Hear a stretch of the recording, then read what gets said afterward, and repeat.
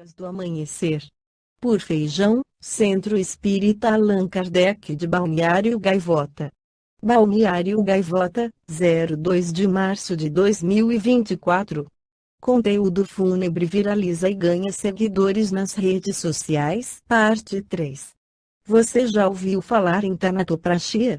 Sabe como uma lápide deve ser conservada? Como funciona o processo de cremação? E como é feito um enterro fora do Brasil? Pode soar estranho, mas existem conteúdos nas redes sociais que respondem a todas essas questões. O universo fúnebre, especialmente no TikTok, tem milhares de seguidores e vários influenciadores. São profissionais da área que estão viralizando ao falar sobre a morte. O conteúdo normalmente mostra atividades que para alguns podem parecer assustadoras, mas para eles é apenas rotina. Nos vídeos, os TikTokers também tiram dúvidas, mostram curiosidades e respondem perguntas dos seguidores. Olá, meus futuros clientes, é assim que o coveiro Júnior Covas começa os vídeos em que mostra sua rotina de trabalho em cemitérios da França. O goiano viralizou com vídeos em seu local de trabalho em que explica procedimentos de rotina, que vão desde uma simples manutenção de túmulo até uma complexa exumação. Com bom humor e curiosidades do dia a dia, ele já contabiliza mais de 1 milhão de seguidores. Em entrevista ao G1, em 2023, Júnior disse que era preciso falar abertamente sobre a morte. No livro O Céu e o Inferno, Allan Kardec volta a analisar o temor da morte. Para se libertar das apreensões diante da morte, é preciso encarar esta última de seu verdadeiro ponto de vista, ou seja, ter penetrado pelo pensamento no mundo espiritual e ter feito deste uma ideia tão exata quanto possível, o que denota no espírito encarnado um certo desenvolvimento, e uma certa aptidão a se desprender da matéria.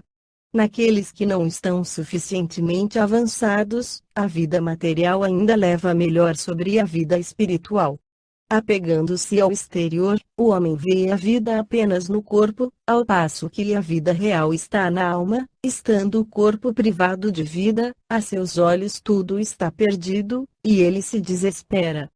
Se, em vez de concentrar o pensamento sobre a vestimenta exterior, ele o dirigisse para a própria fonte da vida, para a alma que é o ser real e sobrevivente a tudo, ele lamentaria menos o corpo, fonte de tantas misérias e dores, mas para tanto é preciso uma força que o espírito adquire apenas com a maturidade. A apreensão diante da morte deve-se então à insuficiência das noções sobre a vida futura, mas ela denota a necessidade de viver, e o temor de que a destruição do corpo seja o fim de tudo. Ela é assim provocada pelo secreto desejo da sobrevivência da alma, ainda velada pela incerteza. A apreensão diminui à medida que a certeza se forma, desaparece quando a certeza é completa. Eis o lado providencial da questão. Era sábio não ofuscar o homem cuja razão ainda não era bastante forte para suportar a perspectiva demasiado positiva e demasiado sedutora de um futuro que o teria feito negligenciar o presente necessário a seu avanço material e intelectual. Este estado de coisas é mantido e prolongado por causas puramente humanas que desaparecerão com o progresso.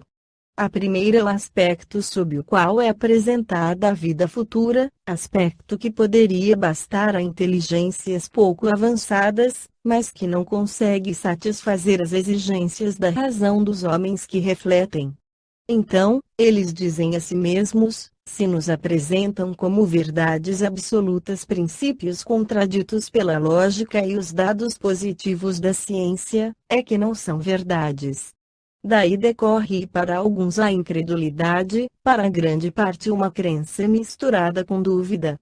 A vida futura é para eles uma ideia vaga, uma probabilidade mais do que uma certeza absoluta. Eles creem nela, gostariam que existisse, e contra sua vontade dizem a si mesmos, se, no entanto, assim não for. O presente é positivo, ocupemo-nos primeiro com ele, o futuro virá por acréscimo. E depois, dizem a si mesmos ainda, em última análise, o que é a alma? É um ponto, um átomo, uma centelha, uma chama? Como ela sente? Como vê? Como percebe? A alma não é para eles uma realidade efetiva, é uma abstração.